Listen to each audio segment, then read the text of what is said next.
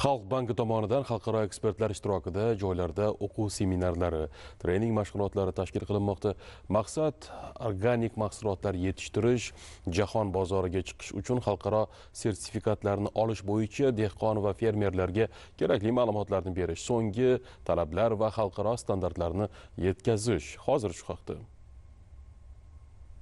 Samarqandda Xalq banki tomonidan o'tkazilayotgan seminar treninglarda Qo'shrabot Agrostar hamda Angor Agrostar korxonalari, shuningdek, maizchilik va sabzavotchilik yo'nalishidagi korxonalar, agronom va mutaxassislari Global Gap Organic sifat menejmenti tizimi xalqaro standartlarini joriy etishni yo'lga qo'yish va kengaytirish bo'yicha o'qitilmoqda. Mazkur seminar treninglar Portugaliyaning Agrisert hamda Turkiyaning Natursert kompaniyasi mutaxassislari tomonidan olib borilmoqda. 2 haftalik seminarimiz davomida olgan bilim va tajribalarimiz asosida toza va sifatli mahsulot yetishtirish haqida dehqon, fermer, tomorqa yer egalariga bilim yetkazamiz.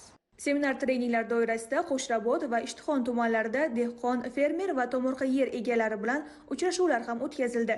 Uchrashuvlar davomida xalqaro va mahalliy ekspertlar organik mahsulotlar, xususan mayiz yetishtirishni tuproq ishlaridan to jahon bozorigacha olib chiqish mexanizmlari, uzumchilik va mayizchilikni rivojlantirishda ilm-fan va xalqaro tajribalarni joriy etish yuzasidan zarur tavsiyalar berishdi.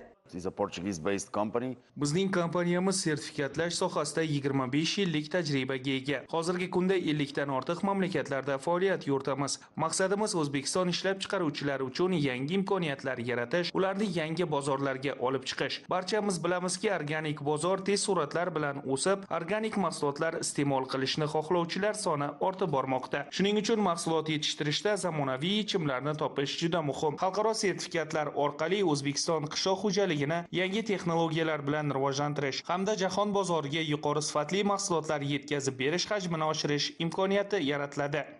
Shuni aytish kerakki, Xalq banki tomonidan tashkillashtirilgan seminar trening yakunida ishtirokchilarga 3 ta xalqaro standartlar bo'yicha yetishtiruvchi va qayta ishlovchi korxonalar bilan ish olib borish vakolatini beruvchi hamda xalqaro darajada qabul qiluvchi sertifikatlar beriladi.